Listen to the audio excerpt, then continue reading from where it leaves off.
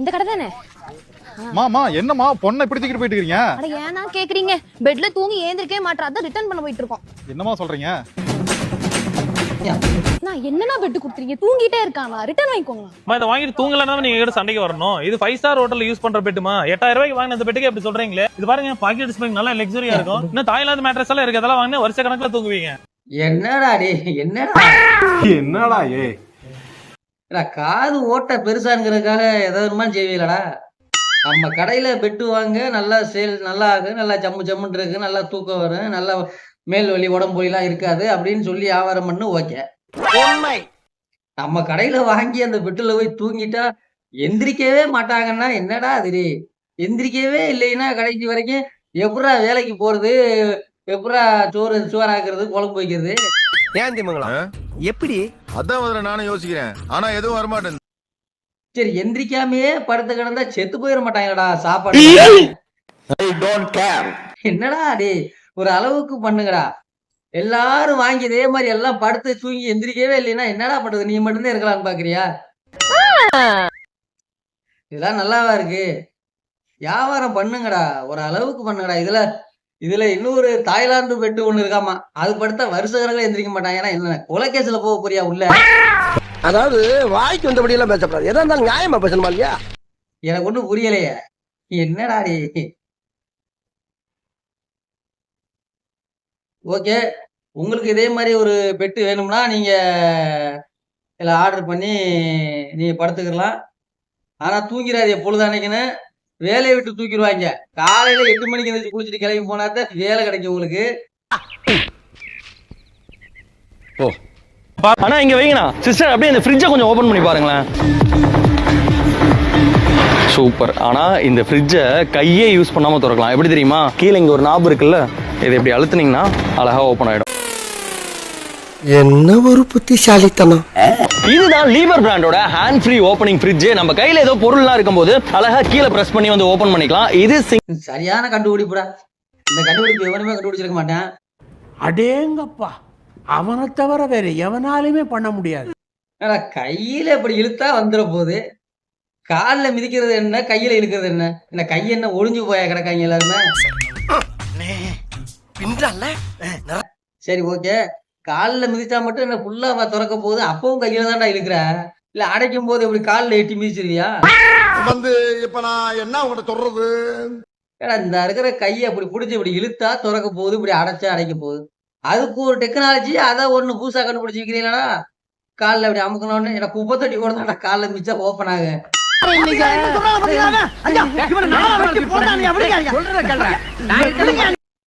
இதெல்லாம் ஒரு கண்டுபிடிப்பாடா. இதுக்கு எவ்வளவு ரேட் ஏத்துனாங்க இல்லையா? Single door. இங்க பக்கத்துல இருக்கு பாத்தீங்களா, இது வந்து டபுள் டோர். வெறும் சுண்டு வரலே இதை ஓபன் பண்ணிக்கலாம். இப்படி புடிச்சு போய் இதை சேல் பண்றதுல நான் தப்பு சொல்லல.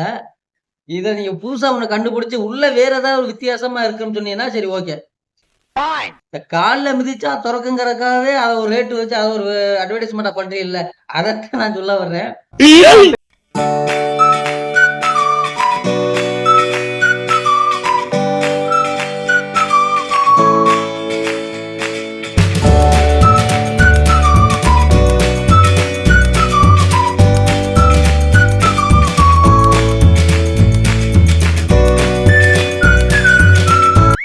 அடங்கப்பா, இது உலக நடிப்புடா சாமி. நீ யாரு? சாவுக்குறாங்க. நான் எப்படி இங்க வந்தேன்? என்னடா பண்ண நீ? அக்கா பதறாதீங்கக்கா, நீங்க தான சொன்னீங்க உங்க சைஸ்க்கு Dress கிடைக்கல. நீங்க பாருங்க, அழகழகான கலெக்ஷன் ப்ளஸ் சைஸ். அந்த புள்ள எப்படா சொன்னுச்சு என் சைஸுக்கு Dress எடுக்கலன்னு? இதுக்கு பேர் அட்வர்டைஸ்மெண்ட் கிடையாதுடா, பிக்காளி தானா. ரோட்ல நடந்து போன பிள்ளைக்கு எதையோ கொடுத்து படுக்க போட்டு கூட்டி கொண்டு போய் Dress எடுத்து கொடுக்கலடா. இதெல்லாம் எவ்வளவு பெரிய தப்பான விஷயம் தெரியுமாடா? விளம்பரம் ஒரு மாதிரி ஒருத்தர் கவர்ற மாதிரி விளம்பரம் பண்ணணும்டா, அப்பதான் அதை எடுக்க வருவாங்க. அடுத்தவன் பார்த்து கடுப்பாகிற மாதிரி பண்ணக்கூடாது. இப்படி பண்ணீங்கன்னா நாளைக்கு எவனா நடந்து போகும்போது தவிக்கிற உண்மையிலே தாகம் எடுத்து தண்ணி பாட்டில் வாங்கி கொடுத்தா குடிப்பானா? பாத்தாடின்னு பயந்துட்டு குடிக்க மாட்டான். இது என்னடா தண்ணி பாட்டில எதையும் கலந்து கொடுத்து மயக்கப்பட வச்சு கடைக்கு தூக்கிட்டு போய் துணிமணி விற்கிறியா? இப்படாது நீ கேட்ட ஒவ்வொரு கேள்வி என்ன செருப்பால் அடிச்ச மாதிரி இருக்குடா. இதெல்லாம் நீங்க பாத்துக்கணும். நாளைக்கு யாராவது நடந்து போகும்போது தண்ணி சம்மந்தம் இல்லாம கொடுத்தாங்கன்னா குடிக்காதே, வாங்கி மூஞ்சிலே ஊத்திட்டு போயிருங்க. இங்க பாருங்க அழகா இருக்கு பாருங்க, டிசைன்ஸ் எல்லாம் சூப்பரா இருக்கு, பிளஸ் சைஸ். இங்க பாருங்க பிளாக் கலர் அதே மாடல், அவ்வளவு ஒரு அழகான கலெக்ஷன். இங்க பாருங்க எல்லோ கலர். இந்த புள்ளையாவது எந்திரிச்சிச்சு, அந்த புள்ள படுக்க விட்டு எந்திரிக்கலன்னு. சீம் சப்பாக்கு டம் டம் போடு, சீம் சப்பாக்கு டம் டம் போடு, போடு போடு, சீம் சப்பாக்கு டம் டம் போடு, போடு, சீம் சப்பாக்கு டம் டம் போடு, போடு போடு, சீம் சப்பாக்கு டம் டம். கிடைச்சாச்சு கிழிச்சாச்சு. என்ன தலைவரா? அதாவது இப்போ தீபாவளியை முன்னிட்டு வந்து பாதிக்கு பாதி விலையில வந்து டிவி கொடுக்குறாங்க. அதனால எல்லாரும் பழைய டிவி எல்லாம் தூக்கி குப்பையில போட்டாங்க.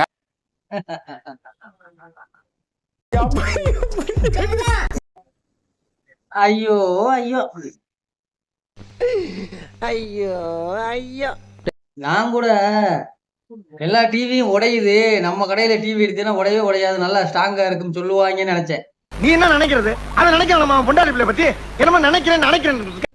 தீபாவளி புது டிவி எடுக்க போறதுனால வீட்டுல இருந்த டிவி எல்லாம் உடைச்சிருக்காங்க. இது எவனா செய்வானா? டிவி புதுசா வாங்க போறோம்னா பழைய டிவி எக்ஸ்சேஞ்ச் கொடுத்துட்டு வாங்கலாம், இல்ல அதை வச்சுக்கோங்க, நாளைக்கு ஏதாவது இந்த டிவி ஏதாவது ரிப்பேர் போச்சுன்னா அதை வச்சு யூஸ் பண்ணலாம்டா. அது அனாவசியம். இந்த ரோபோ இருந்தா போதும், மாமியாருக்கு மருமலுக்கு சண்டையே வராது.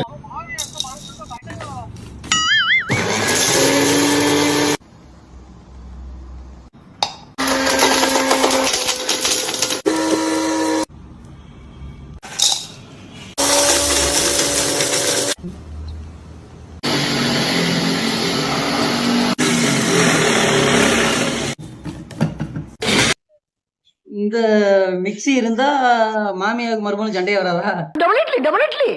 எப்படி எப்படின்னு எனக்கு தெரியல. அத பத்தி மட்டும் தயவு பண்ணி யாரும் கேட்காதீங்க. ஒருவேளை சண்டை வரும்போது இதை ஆளுக்கு ஒண்ணு எடுத்துக்கிட்டு அடிச்சுக்கிறணுமோ, மண்டையே உடைச்சுக்கிட்டு. ஏடா மிக்ஸிக்கும் மாமியா வரும்போது சண்டைக்கும் என்னடா சம்பந்தம்? அடே சொல்லு, நீதான் தைரியமான ஆளத்தை சொல்லு. ஏன்டா அப்படி பண்றீங்க? ஏடா மிக்ஸியே அரைச்சா தாட்டா மாமியா மருமகளுக்கு சண்டை வர. ஏற்கனவே அம்மியில மருமகள் அரைச்சிச்சுன்னா மாமியா கண்டுக்காம இருந்தேன். இந்த மாதிரி புதுசா டெக்னாலஜி வாங்கினா மாமியா சட்டை போடத்தான் செய்யும். இது நீ குடுக்கறதுனால சட்டை வராது, குடுத்தாத்தான் சண்டையே வரும். அதெல்லாம் நீ சொல்லக்கூடாது. ஏன் சொல்ற நீ? இதுக்கு அதுக்கு ஐயோ எனக்கே புரிய மாட்டேங்குது. உங்கள் மாமியா மருமலுக்கு இருக்கா சண்டை வச்சுன்னா இதை வாங்கிட்டு போய் பாருங்க, அதையும் மீறி சண்டை வச்சுன்னா அடுத்து உடச்சுக்குங்க மாத்தி. என்னது ஒரு பேச்சுக்கு சொன்னா உடனே நல்ல செருப்பா பிக்கிறாங்க. இங்க வெயி.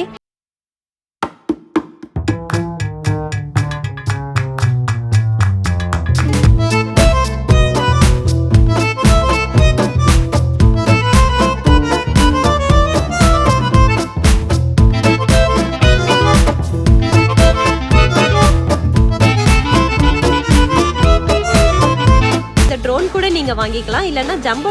என்ன இது உடஞ்ச டிஸ்பிளேக்கா இல்ல உடைச்சிட்டு வர டிஸ்பிளேக்கா? அது தெரியல. நீங்க இப்படி சொல்லி கொடுத்தீங்கன்னா அவன் டிஸ்பிளே உடைச்சிட்டு கொண்டு வர மாட்டேன். உடஞ்சு போன டிஸ்பிளே கொண்டு வாங்க, ஒரு 3000 ரூபாய் 4000 ரூபாய் கம்மி பண்ணி மாத்தித்தானே ஒரிஜினல் டிஸ்பிளே சொன்னா ஓகே.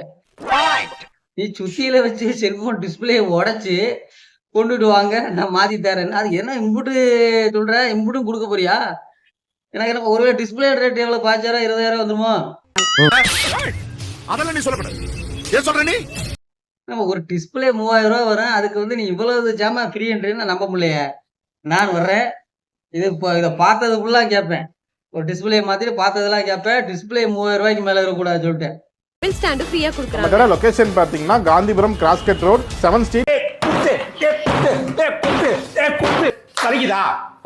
வலிக்கலையா? வலிக்குது பாருங்க, அடிச்சா வலிக்குது. ஆனால் இந்த வால்பேப்பரை வச்சு அடிச்சா வலிக்காது.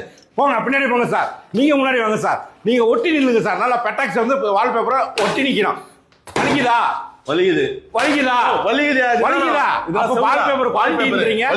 அப்ப செவர் இல்ல, இது வால்பேப்பர். அடிச்சா வலிக்குது, ஆனா கிழிக்க முடியாது. கிழிச்சு காட்டுங்க, ட்ரை பண்ணுங்க. பாருங்க என்ன ஒதுக்குதான் கிளியாதுங்க. இந்த மாதிரி வால்பேப்பர் வாங்கி ஒட்டுங்க. இந்த மாதிரியான வால்பேப்பரை வந்து நீங்க உங்க ஒரு பேப்பருக்கு இப்படிப்பட்ட ஒரு அட்வர்டைஸ்மெண்ட் எனக்கு சத்தியமா தெரியல. குத்து வாங்கிட்டு போங்க குடும்பத்தை, குத்து கும்மாளம் பாருங்க. ஸோ அடுத்த ஒரு அட்வர்டைஸ்மெண்ட் வீடியோட வந்து பாக்குறேன். நன்றி, வணக்கம்.